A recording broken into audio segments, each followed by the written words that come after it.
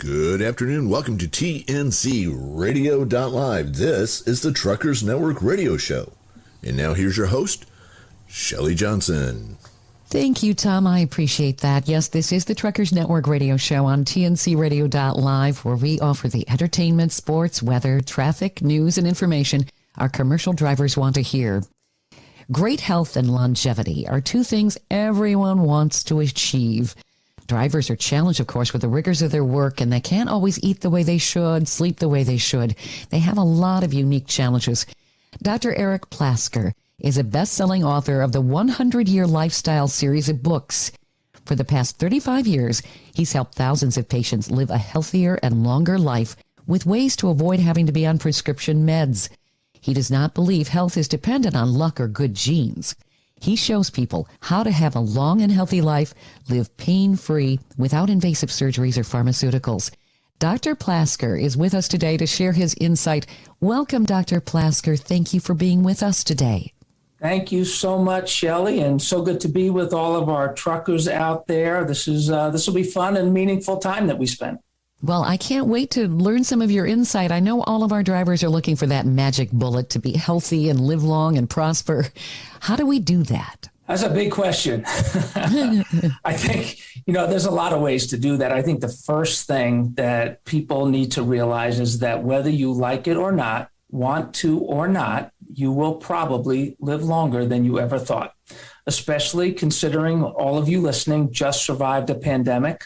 And you are in probably much stronger immune system wise than you were before the pandemic. And if you think about it, if you have aging parents or grandparents, if you have people in your family history, your family tree that are 70, 75, 80, 85, maybe 90, 95, or even 100, you have that genetic potential, that innate potential, and this is your advance notice.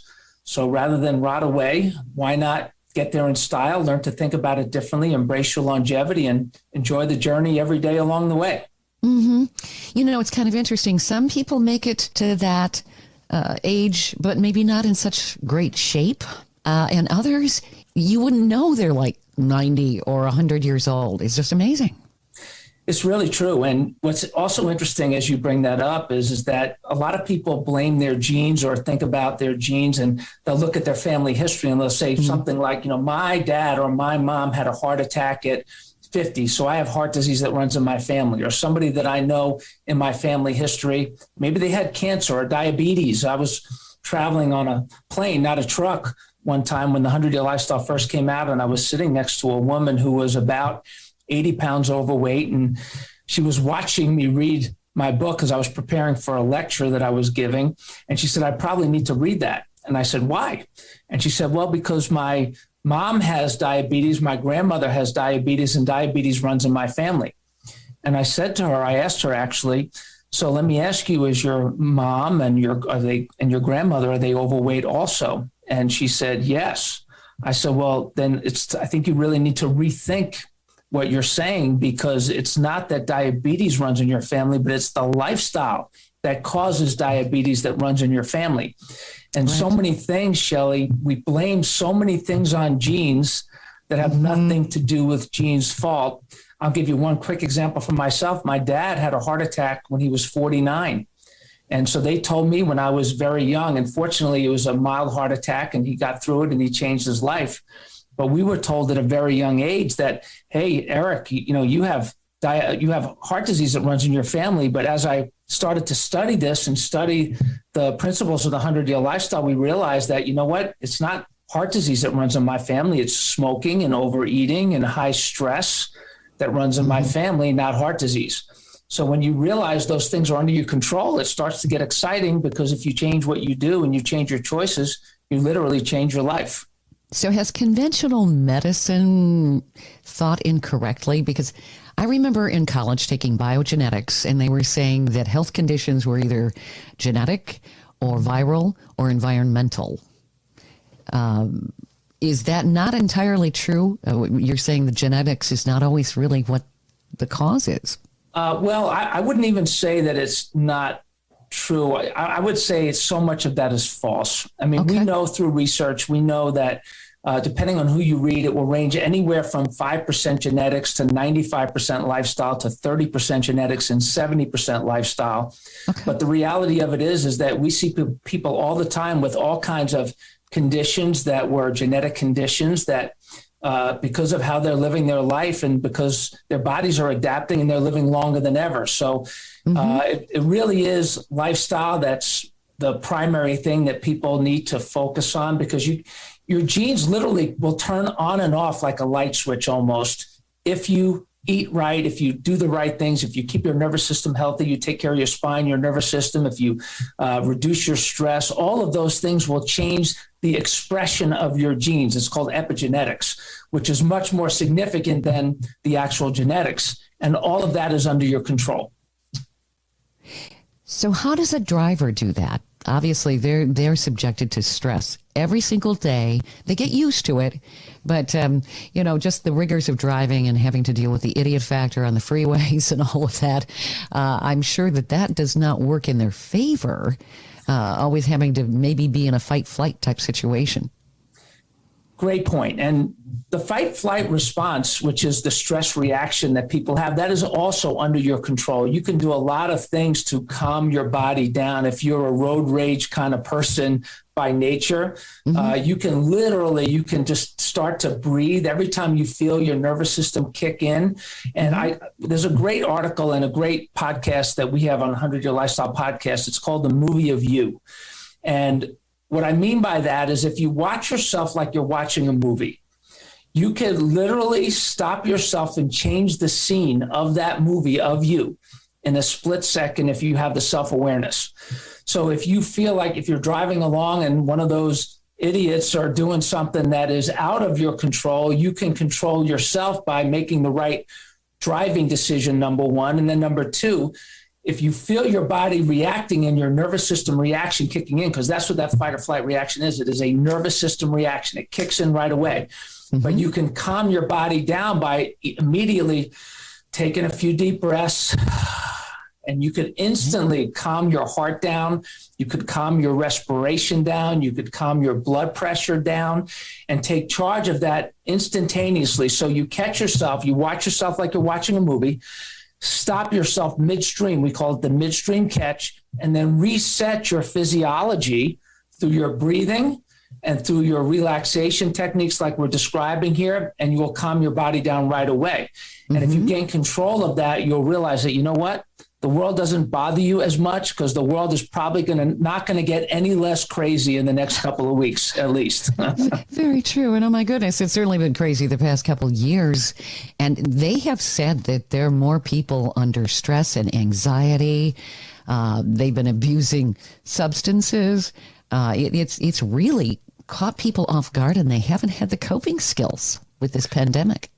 Yeah, you're using big words. Coping skills is a really big word. And, one of the coping skills that we teach people in our practices and the 100-Year Lifestyle offices that we work with is we talk to people about their body's innate intelligence and understanding how that works and that you have that and your body has an immune system. And you start to, when you tune into that, you start to realize that your BS meter gets really high tech.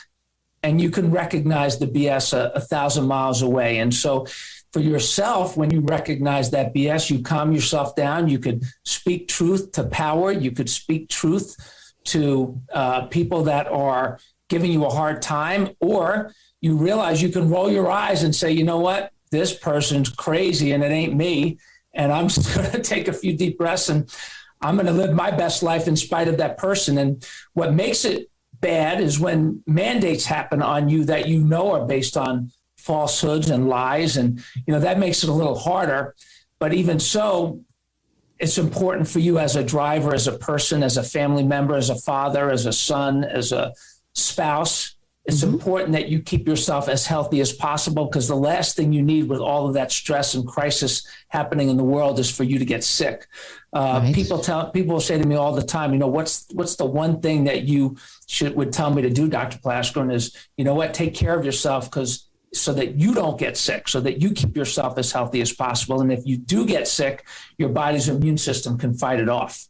Right. So it's a matter of bolstering your immune system so that it's prepared with the proper armor, right? Yeah, one way to look at it is to bolster your immune system. Another way to think of it, which I think is a better way to think about it, is your immune system is already super duper duper built to be strong. Mm-hmm. And what are the things that you're doing that are interfering with that high level immune system?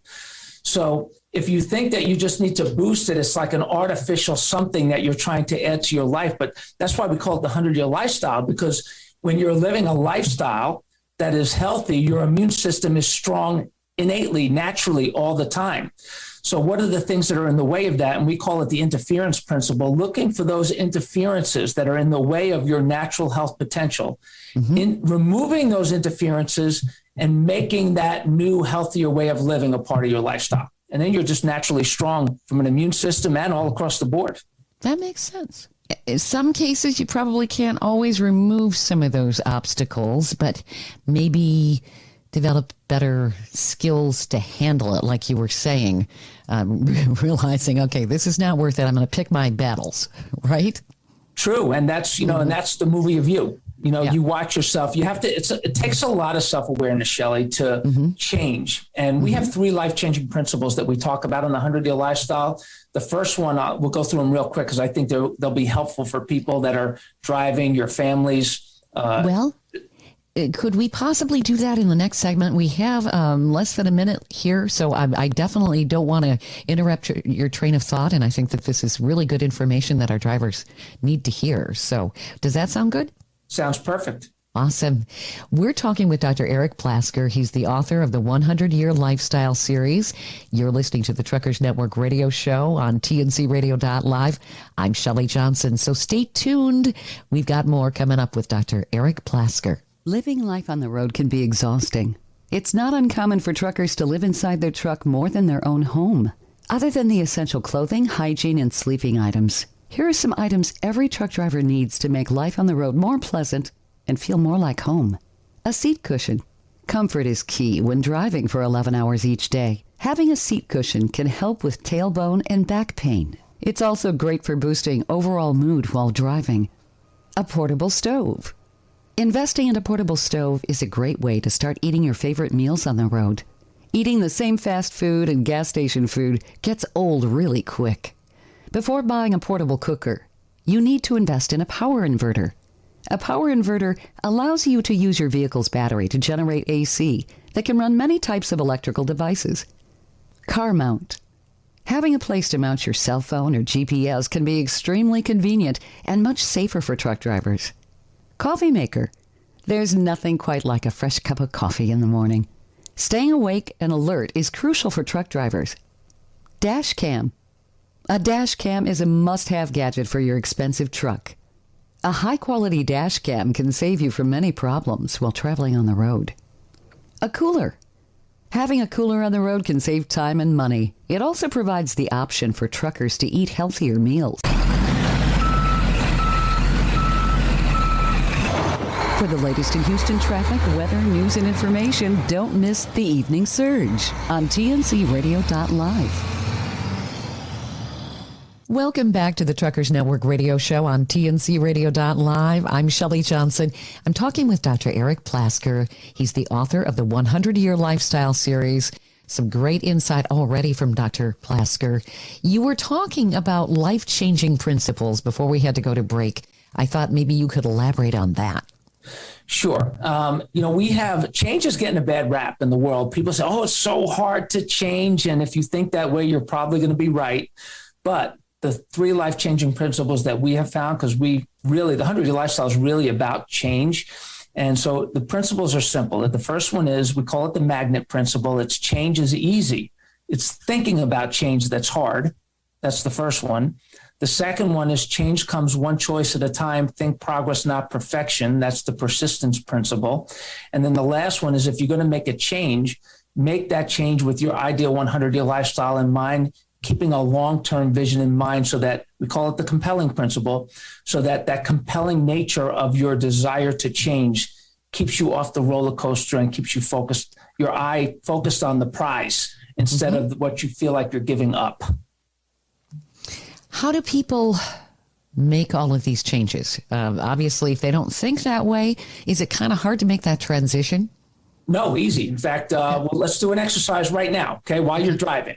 Mm-hmm. So think about this question. Do you know, if you're driving now, do you know that there's at least one thing that you need to change? Raise your hand or raise your pinky, because we don't want you taking your hands off the wheel. And so if the answer to that question is yes, the next question is how long have you known that you've needed to make that change? And has it been at least a week, a month, a year, a decade? Well, the next question is not making that change causing you some level of suffering? And if the answer to that question is yes, then there's only one thing worse than suffering, and that's perpetual suffering, suffering for 100 years. So why not then make the change that you know you need to make, not the change that I know you need to make, or your wife or your husband knows that you need to make, or your parents or your kids know that you need to make, but you know you need to make it. And so if you commit to the change, let's say, for example, it's just eating healthier. If you commit to the change, the food that is talking to you, that's telling you to eat it, that is really not food or is really bad for you, it stops talking to you because you literally draw a line in the sand. That's why we call it the magnet principle. When you draw that line in the sand, then instead of requiring energy to hold things together, it requires energy to pull you off your game. And because you've drawn that line in the sand. And then at that point, it really does become easy. And then every time you're faced with a choice, you make that same change, and you do it with a long-term vision in mind. And it's literally that simple, especially if you're ready to commit to the change rather than thinking about it. Right. You have to want to change. That's very true. What about people who say they don't have the willpower? Well, you're probably right, unless you change your mind. And what is going to be, there's a couple of different motivations that we talk about with our people, our patients, in the talks that I do around the country and around the world. What's going to be the motivating factor to get you to change? Mm-hmm. Is it, and there's two types of motivation. There's crisis motivation and quality of life motivation. So at some point, there may be a crisis that comes along that forces you to change. How bad do you want that crisis to be? For some people, that crisis is, oh my God, I got a wedding or I got an event I have to go to and my clothes don't fit. That's a crisis. It forces them to change. For some people, it is a heart attack. For my dad, he had a heart attack. He was overweight, 40, 50 pounds overweight. He changed his life after the heart attack. The thing about my dad is that he started eating healthy, he started running, he started taking care of himself better. But from that point forward, he lived in so much fear. He would run not because he wanted to enjoy the wind in his face or being outside, but he literally ran to not die. And it was unfortunate because it caused him to do other things that were not good for him, even though the running was good for him. Like, for example, he was taking statin drugs for 20 years and they destroyed his brain. So it ended up giving him Alzheimer's. And so at some point, you're going to have to make a decision, choose your poison or choose a healthier life. Mm-hmm. Although doctors will hand that stuff out. And I have heard arguments on both sides, but I have heard that statins can rob your brain of the cholesterol that's good for you. Correct. Your body needs cholesterol. Your brain needs cholesterol. And, there's no question about it that the statin drugs killed my father. They wiped out his brain. There are books on it. They're hard to find because they get censored, especially lately. And pharma has lost pretty much all faith on all trust in the world after everything that's been going on the last few years. But there's great books out on this. There's a Great Cholesterol Con, the Great Cholesterol Myth. These are books that were bestsellers that are really thick books that are filled with research and that people need to know about it. And you could just go to drugs.com and you could look up side effects. People don't know this. You go to drugs.com and you look up, put in a drug and you put in the side effects, and there's options. There'll be side effects for the consumer, which of course is our truckers and their families. And you read through it and that's like a page long. Oh yeah. Then if you keep scrolling, this is really important. If you keep scrolling, you'll see side effects for the health practitioner or the medical practitioner. And it's 12 pages long. And they list all these side effects and they list it by system: nervous system, cardiovascular system, gastrointestinal system. and so on and so on, and immune system. And as you go through it, you say, okay, well, this side effect is only 1%. This side affects 5%. This side affects 3%, 10%, 20%, 1%. By the time you add it all up, it's like 200% have side effects. Sure. Yeah. It's just amazing. Is there a specific database where people can actually look these things up? Yeah, drugs.com. Drugs. Okay. I didn't know if everybody had written that down. So this would be a good resource, certainly if they have questions. I have always been amazed at the contraindications and the side effects that drugs can have. You hear it on the commercials for sure. They have this wonderful commercial, and then at the very end, you've got this tagline that the person's talking 100 miles an hour to list some of the side effects that they're obligated to list. Yeah, I call them flying people drug ads. You have people flying through the air with big old smiles, and then they list everything that will harm you and kill you and act like it's okay because you're watching people fly through the air. And, it's interesting from a personal perspective, with not just with all the patients and the people that we see in our practice and practices. For me, when my dad had his heart attack in 49, it was stressful to me. And, we had some situations early in my life with my wife where I've been married 34 years, but we had some injuries with my son and different things that happened with practice. And just to make a long story short, I gained 4 pounds a year for 15 years and was 60 pounds overweight in 2002.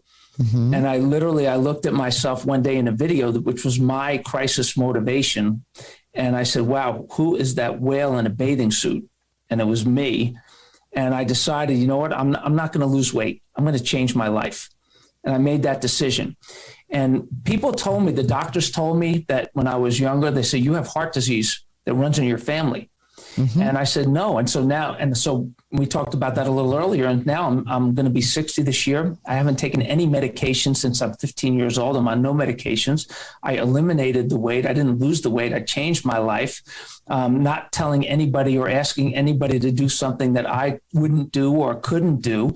It just takes a commitment. And when you have that longevity perspective, Shelley, it really changes things, because at some point, you're either going to change because you want to, or you're going to change because you're forced into it, because the crisis becomes so severe that you really don't have a choice. Right. So how do drivers, obviously, they can make conscious choices to change their diet. Exercise can be problematic because they're sitting all the time for extended periods of time. It should be a combination of both, though, shouldn't it? Exercise and a good diet. Absolutely. And so we have an acronym for being fit and healthy for the long haul. It's a fitness acronym. And we say if you want to be fit for a lifetime, you have that last 4 letters of fitness. It's the NESS. It's N squared ESS, actually. And it's neurology, nutrition, endurance, strength, and structure. So can I go through all of those real quick? Oh, sure. Yes. Okay. So the neurology is the nervous system. It's your brain communicating with every cell, tissue, and organ of your body. It's making sure that when your thoughts are thinking, that you can control your thoughts with positive thoughts that impact your body in a positive way. And they are communicating with every cell, tissue, and organ of your body over your nervous system. From a chiropractic perspective, that's a big piece of what we do, keeping people in alignment, taking the pressure off the nerve, making sure that, a lot of drivers, because we see a lot of drivers, they have sciatic pain and they have low back pain and they have hip pain and they have knee pain. And, a lot of those things come from the fact that maybe they had injuries when they were young. It's affecting their neurology. It's growing wrong. And their job is not the problem, but their job is affecting a problem that is underlying in their body. So getting to the cause of their neurology and their neurological issues is a really big thing. Mm-hmm. And I think chiropractic makes a big difference for that. The second part is the nutrition. So the neurology piece of it is function, making sure that your nervous system is working right. The next piece of it is nutrition, and nutrition equals fuel. And if you're going on long trips, it's you have a choice. We always tell people, we say, it's not what you eat that's the problem. It's what you buy that's the problem, because you will always eat what you buy. So if you buy ahead of time and you plan ahead of time and you buy things that are good for you, you will eat things that are good for you. And that's a game changer for a lot of people, because a lot of people don't take the time to plan. So they just take what they can get instead of packing a lunch or packing a dinner or going out to a Whole Foods or something like that. And buying from there instead of buying from the fast food places, things like that. Right. That makes sense. So it's a matter of not buying on, for instance, going to a grocery store. When you're hungry, that's one of the worst times. You end up buying stuff you probably wouldn't normally eat, but gosh, it looks really good, right? Yeah. And, I think about, like, I do a lot of traveling. In fact, I used to drive a truck when I was in high school and college. I used to go on deliveries and things like that. And, I remember just not being prepared and just stopping wherever I could stop, whatever was available. Last minute, I was in a rush. You run in, you grab something, and you end up buying something that's not necessarily the healthiest thing for you. Sure. And more recently, in the last 15, 20 years, when I have a trip and we take a car trip or a plane trip or wherever we're going, we will plan ahead of time, and we will pack nuts, we will pack fruit, we will pack lean meats, we will pack cut up vegetables, things like that are much healthier, and we graze on them all day long. Mm-hmm. And it keeps you healthy if you do that. And people say, man, I don't want to do that. That's no fun. Well, it's a lot more fun doing that than it is struggling to get out of your cockpit there and trying to step down off this high up truck, and you can't do it because your back hurts or your neck hurts and you're carrying an extra 50, 60, 80 pounds on you. It's a lot easier and more fun to do what we said before that than it is to struggle getting up and down. Absolutely. Well, I know that our drivers want to learn some more of your insight here because some of these positive changes can make such a huge difference. And having longevity that you enjoy, where you're fully functional and feeling great, that's really ideally what we all want. You're listening to the Truckers Network radio show here on TNCRadio.live. We're talking with Dr. Eric Plasker. Stay tuned for more coming up. He's got some fantastic insight. This blog is brought to you by the Truckers Network at app.thetruckersnetwork.net. 5 awesome tips for finding safe overnight truck parking. Truck drivers face many challenges in their career, and finding safe overnight truck parking is one of those challenges. After the tragic murder of truck driver Jason Rivenberg, Jason's Law went into effect to help protect the thousands of truck drivers who need to find safe overnight parking. Although Jason's Law was put into place to help drivers, safe truck parking continues to be an issue for truck drivers across America. We've put together a list of tips that'll help you make the process of finding safe overnight parking easier for you.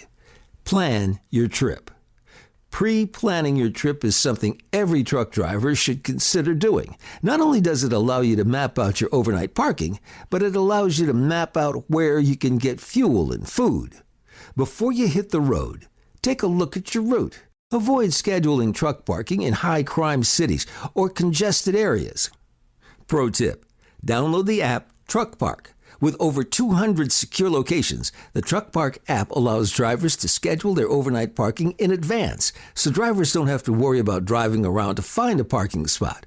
Not only is it a relief to have your parking spot booked, but it's also more productive with HOS. Also, if you're a member of the Truckers Network, drivers get instant access to a 15% off promo code to use when booking a parking spot with TruckSpot. You can sign up for just $5 a month. Park early.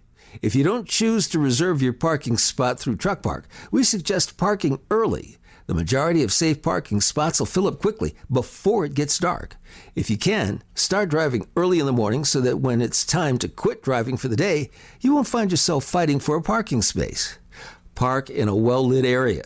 Walmart parking lots are an extremely popular location for overnight parking. Why? Because they're well-lit areas. When planning your trip, it may be difficult to know whether they have well-lit parking available. If you find yourself in a situation where you don't feel safe, talk to your dispatcher.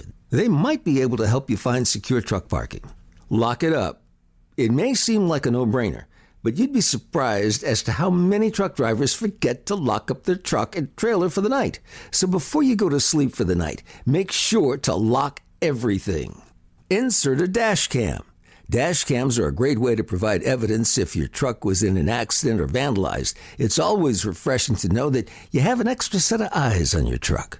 This blog was brought to you by the Truckers Network at app.thetruckersnetwork.net. Hello, everybody. This is Todd Dewey from the hit show Ice Road Truckers on the History Channel. And my source of radio and all truckers news, I go to tncradio.live. Welcome back to the Truckers Network radio show here on tncradio.live. I'm Shelley Johnson, and we're talking with Dr. Eric Plasker. He's the author of the 100-Year Lifestyle Series. Dr. Eric, you have some tremendous insight here, and you also have something called the Lifestyle Continuum. That's something that you teach your patients and the people who read your series and participate. Yes, definitely. And, because we're going through a lot of things, your questions are great, and we only have a limited amount of time. And just to put it out there, just the 100yearlifestyle.com, if you wanted to get more information on that ESS part that we didn't have a chance to cover, which is endurance, strength, and structure, all of that is available. It's free. We put it up online for everybody. And yeah, the lifestyle care continuum is important. And really what that is, Shelley, is it's a framework of how you should take care of yourself, or the choices that you have to take care of yourself. And we call this 3 elements to this continuum, and it's crisis care, critical transition, and lifestyle care. And the crisis care is, these are the people that live from crisis to crisis to crisis. They are motivated by crisis. They get through the crisis, things calm down, and then there's another crisis, and then another crisis, and another crisis. And that roller coaster ride is exhausting and very unhealthy from a perspective of your health, also financially. It's unhealthy relationship-wise. There's not any phase of life that living crisis to crisis is better for you versus making that critical transition, as we call it, from crisis care to lifestyle care. And I'll go from crisis care to lifestyle care, which is making everything good for you a part of your lifestyle. We have a saying, learn to love the things that are good for you and make them your new lifestyle. There's that saying at Halloween, trick or treat, right, Shelley? Yeah. Yeah. But what we don't realize is, and we need to realize, is that all of those treats at Halloween are really tricks in disguise. And they're all sugar. Yeah, they're all sugar. They're terrible for you. They're not really treats. They're tricks.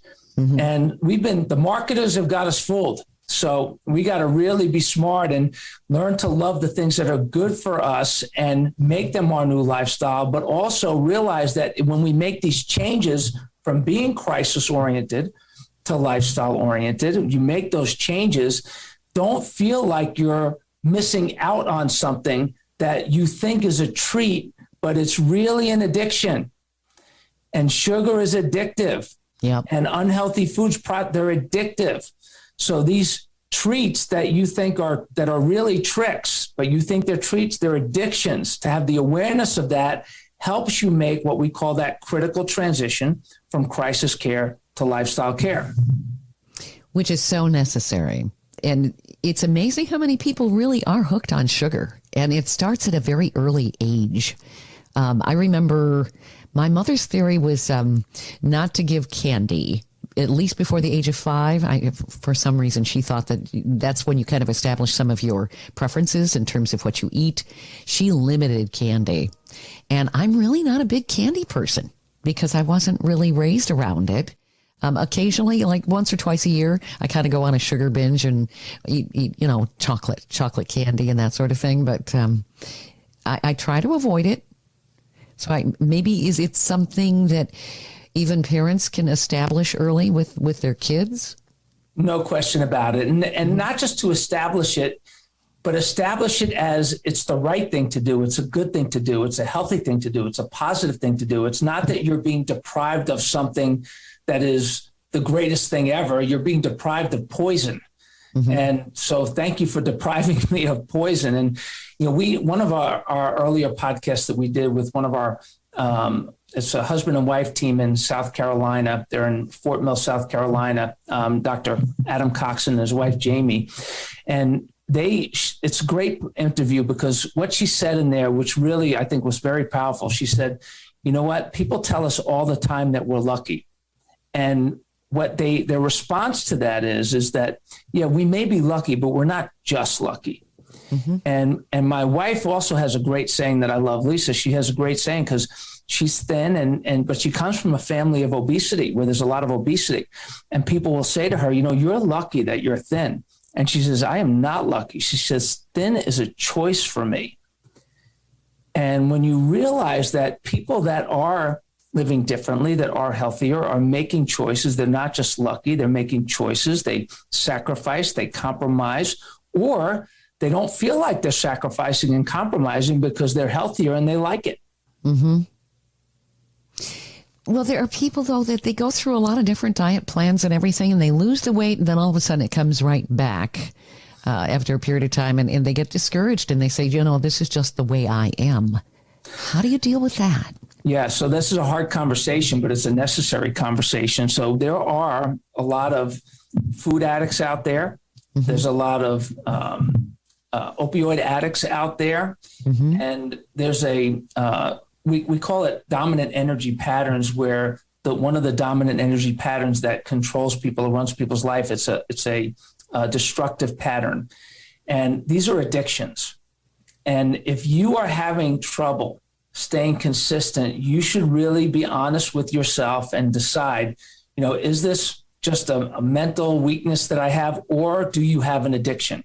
My mom, God rest her soul, she was involved in Overeaters Anonymous since really young in my life. I remember her going to meetings, and she admitted early on that she was a food addict, and she had to get control over it. And those meetings helped her. And there's a lot of people out there that benefit from that. And the same is true with opioid addicts and people that are addicted to all other kinds of things that change your body chemistry. And so if you're on that roller coaster, you've got to decide and be honest with yourself. Is this an addiction? Do I need support for this? Or sometimes it's just a matter of, like I was saying, that I was able to do, was just draw a line in the sand and just say, I am not going back. I'm not doing it. I'm not doing it. These foods are, I'll tell you a funny story. When I first, because I'm a sugar addict. And when I decided I'm going to change my life, I went and met my brothers on a ski trip. And we were walking down the hallway to our hotel room. And we were about 10 rooms away, Shelley. Mm-hmm. And I could hear the chocolate on the bed talking to me.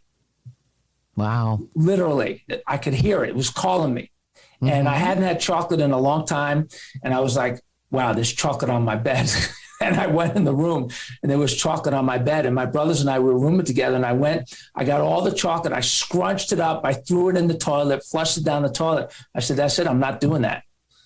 And there comes a time where you have to draw the line in the sand. And when you realize that you have this longevity ahead of you, there is going to come a point where you draw the line in the sand by yourself because you chose it, or you draw the line in the sand because you do not have a choice. Your life depends on it. And hopefully it's the first, where you choose it for quality of life motivation, not just crisis motivation. Sure. And then, like we said in life-changing principle number 2, every time you're faced with a choice, you get the edge and you make that appropriate long-term vision choice every time you're faced with a choice. And you get this personal integrity and confidence when you do that, that makes you unshakable, indestructible, and keeps you on your path. And if you ever get off track, the next choice, you know what? All right, you got off track. Next choice, get back on track. What about people with the I can't mentality? Because I've run into them and they'll just say, well, I can't, and it won't make a difference. And, this is just my destiny. How do they get out of that mindset? Well, they have to want to, and they have to have the awareness. I mean, listen, we have a saying, and I don't know who said this. I can't take credit for this. I heard it somewhere, but think you can, think you can't. Either way, you're right. And if somebody else can do it, certainly you can do it. And if you choose not to do it, what I often tell people, don't be a victim. Don't be a victim. I mean, you're not a victim to, your choices. You have choices. And if you are unable, or if you up until this point have been unable to make a positive choice for you or to think positively, I mean, think about how many crises. I often joke around with some of these people. How many crises did you predict that never happened? Right. Yeah. So you have to realize that, you're not right all the time, and you may not be right about this. And you just got to decide. A lot of times it's a self-worth issue. Do you feel like you're worth it? And you should feel like you're worth it. And every year that goes by, your longevity is increasing every day. So people say all the time, I don't want to live to be 100. Well, you may not have a choice. It may happen. None of these people that are 80, 90, 100 years old, none of them plan to live to 100. And it's right. The 100-year-old group is one of the fastest growing groups percentage-wise, even still. Mm-hmm. And what is their quality of life? Certainly being in a nursing home is not exactly what anybody would say is a utopian way of living. So true. And that happens more, that nursing home, that happens more in the United States than any other country.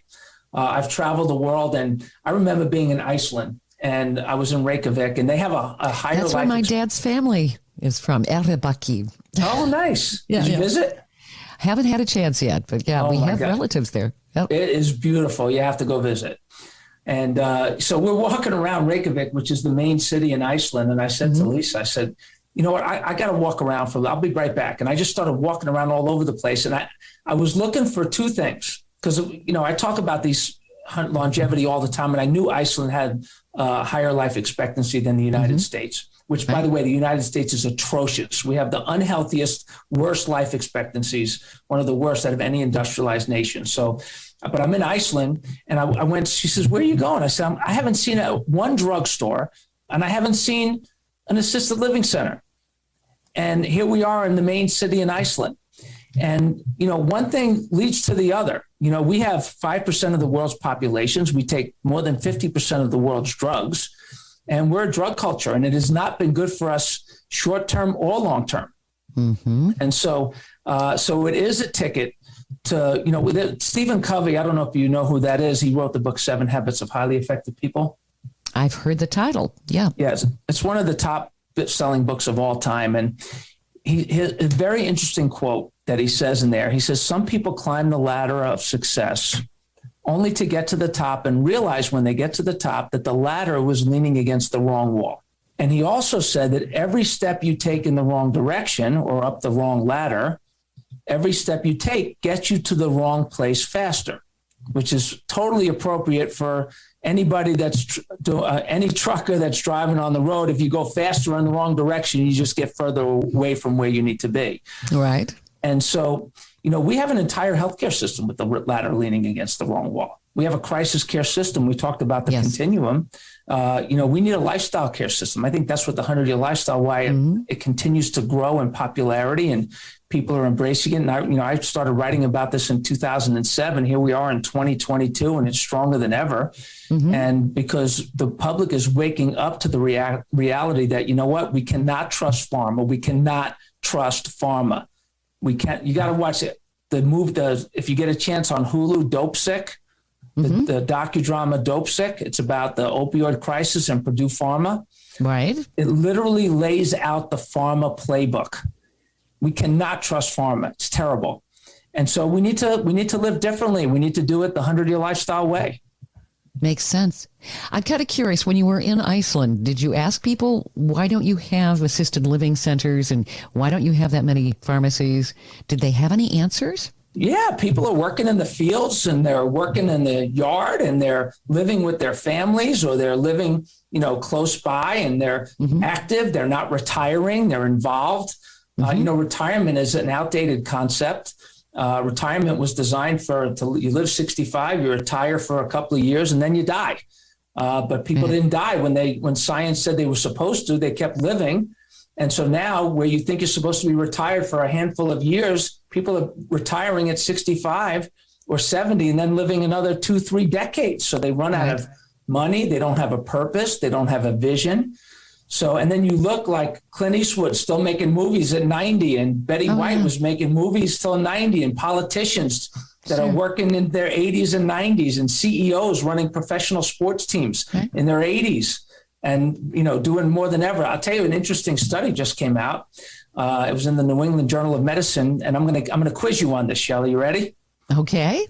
All right. So what is the most productive decade of life, according to this study?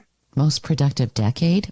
Based on what you can accomplish physically or mentally or based on experience? Production, all around production in life, family, business, income, creativity, contribution, involvement. Maybe this study said what? Somebody in their 30s? Okay, I knew you were going to say that because everybody says that, but it's actually 60 to 70. Interesting. And why is that? 60 to 70 is the most productive decade because you have wisdom. Well, yeah, that's for sure. Yeah. Yeah. So ready, what's the second most productive decade? I don't know. Chicken. Because I'm not exactly sure what direction the study found, but yeah. Right. So the second most productive decade was 70 to 80. Okay. I wanted to say that, but I wasn't sure. Yeah. Okay. And then the third most productive decade was 50 to 60. So if you're in your 30s and 40s, you're like in kindergarten in life. And well, that's kind of true. People are still experiencing life and learning from the school of hard knocks and hindsight. Yeah, and and we're testing things and we're trying things, but for many of us at that age group, we don't have the wisdom yet or the life experience. So to be able to learn from these types of podcasts, and you asked earlier, how can people eliminate stress? Listening to podcasts like this while you're driving versus listening to other things that are negative or destructive or stressful. This is a much better option, of course. But people are conditioned because I've heard people in their 60s saying, well, talking about retirement and eventually I'll be in a nursing home. It's like, wow, that's really a heck of a goal. What? You hear this kind of mentality. The mindset really has to change because if you think you're going to crumble up, that's exactly what you'll do, right? Yeah, well, and that's why, the choices are so important. And, there are people that are living active, healthy, quality life. They're engaged in life. They're taking care of their spine. They're taking care of their nervous system. They're eating healthier. They've changed their life. And you know what? Their life is great. And they're really enjoying it. And they're not rotting away. And I think that's a big part. And we had a guy, 73 years old, came in about a year ago. And this is, I think, a really important point because this guy was told when he was a kid that he had a broken neck from a fall that he had while he was playing with his brothers. Right. And so that was at 6. And now he was 73 and he comes in, we x-ray his spine and there was no sign of a broken neck. No sign. Wow.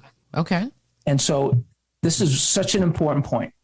So a couple of adjustments, he couldn't move his neck. I gave him a couple of adjustments and he comes in after the third adjustment. He says, Dr. Plasker, you're turning me into an owl. Because literally he's got a full range of motion back in his neck, just 3 adjustments. Oh, how cool is that? But here's the point of the story. Mm-hmm.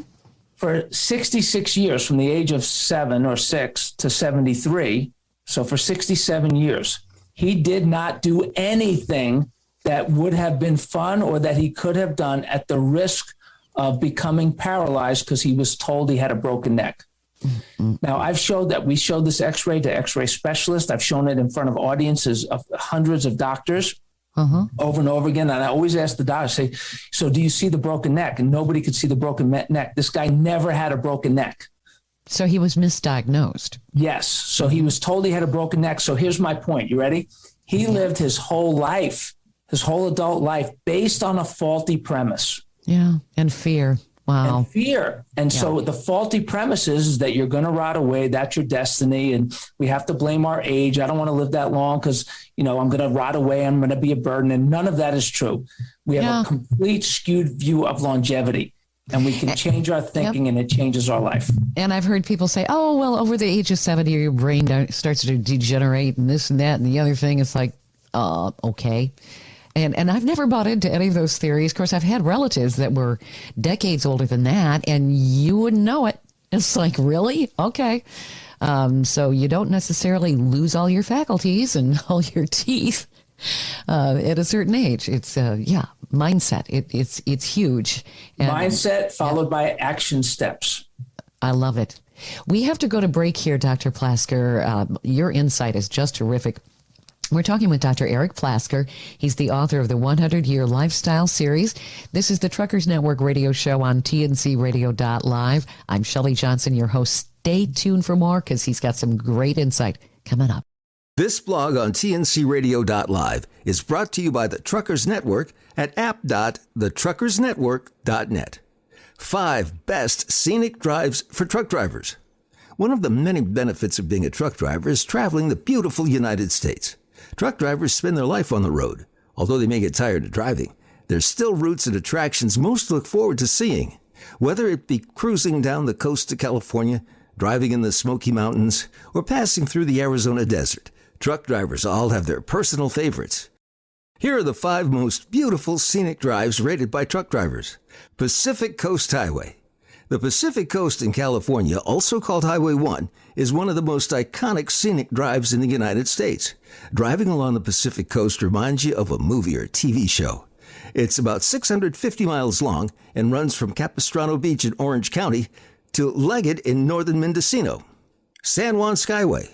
San Juan Skyway, a scenic byway in Colorado, is known for its million-dollar views. The byway goes across the San Juan National Forest and has provided truckers with beautiful views of the mountains and landscape. Beartooth Highway. Beartooth Highway in Montana is a 68-mile byway that runs through southwest Montana and northwest Wyoming and goes into Yellowstone National Park. Along this drive, you'll see one of the most diverse ecosystems accessible by vehicle in the United States. Keep in mind that the scenic highway closes in the winter due to adverse winter conditions and typically opens up on Memorial Day weekend. I-64 in West Virginia. West Virginia has some of the most beautiful landscapes on the East Coast. Driving down I-64 in West Virginia feels like you're in a painting.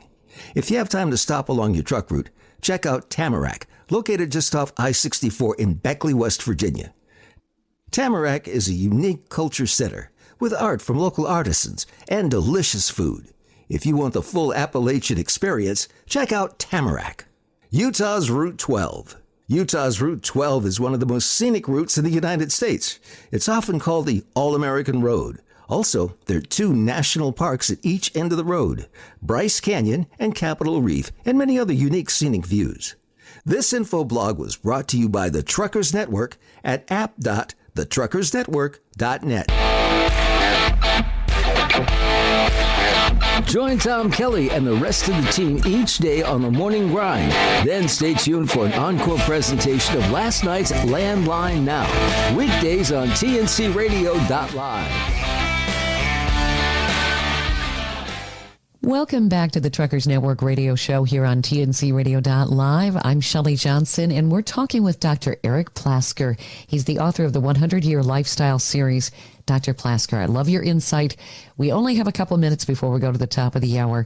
What are some other thoughts you have, and how do people reach you? Well, this has been fun, Shelley. Thank you so much. Thank you, everybody, for just hanging with us. And we were talking at the break a little bit about, but what if people weren't raised this way? And what if people come from different backgrounds? And here's the reality.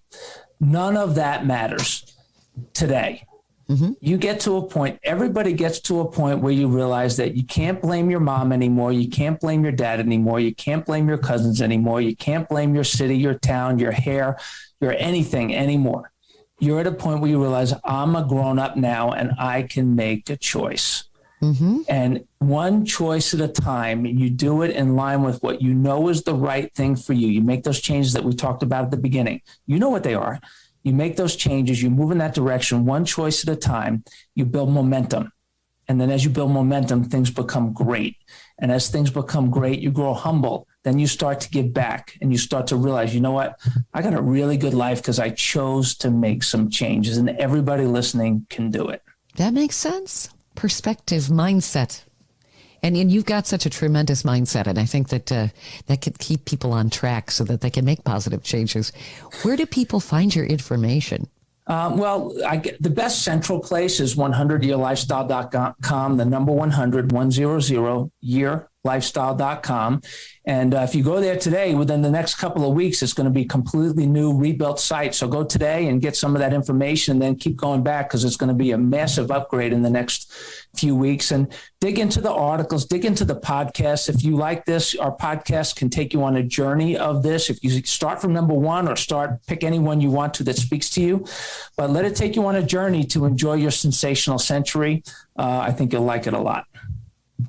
Awesome. Would you mind repeating that website again, just in case people didn't catch it? Sure. It's the number 100 yearlifestyle.com. There's actually a free ebook on there too called Becoming a Least Vulnerable Person, where how you can make yourself, if you know you're a vulnerable person because of the lifestyle you've been living, how to convert yourself into a least vulnerable person so that you are more confident and living without fear. Oh, it's so, so, so important. I've really enjoyed talking with you, Dr. Plasker. We've been talking with Dr. Eric Plasker, the author of the 100-Year Lifestyle Series. You've been listening to the Truckers Network radio show on tncradio.live. I'm your host, Shelley Johnson. Stay tuned for more great programming on tncradio.live. Thank you for listening to another great interview on tncradio.live and the Truckers Network radio show. All of the material you hear on tncradio.live on our website, our broadcasts, or our podcasts are copyrighted. There can be no distribution without the express consent of tncradio.live and its partners. For inquiries, write us at info@tncradio.live. Theo.live. Theo.live. Theo.live. Theo.live. Theo.live.